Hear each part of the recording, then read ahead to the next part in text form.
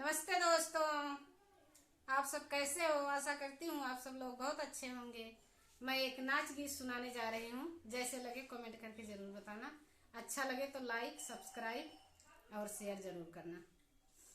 गठरी लैला बालमा मेला चली, गठरी लैला बालमा मेला चली।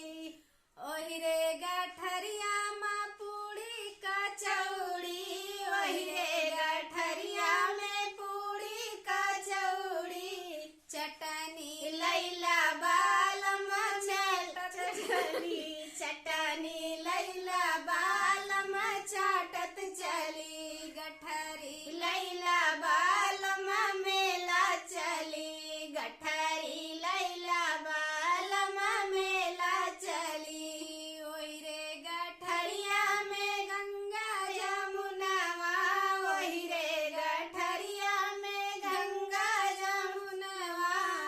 गेड़ुआ लैला बालमा घूटत चली, गेड़ुआ लैला बालमा घूटत चली। गठरी लैला बालमा मेला चली, गठरी लैला बालमा मेला चली, गठरी लैला बालमा मेला चली।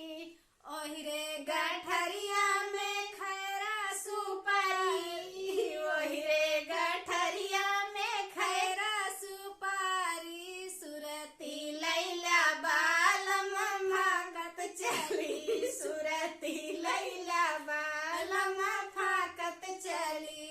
गठरी लैला बालमा मेला चली, गठरी लैला बालमा मेला चली, गठरी लैला बालमा मेला चली। ओहि रे गठरिया में सासू जेठानी, ओहि रे गठरिया में सासू जेठानी। ननदी लैला बालमा चावत चली, ननदी लैला बालमा नाचावत चली।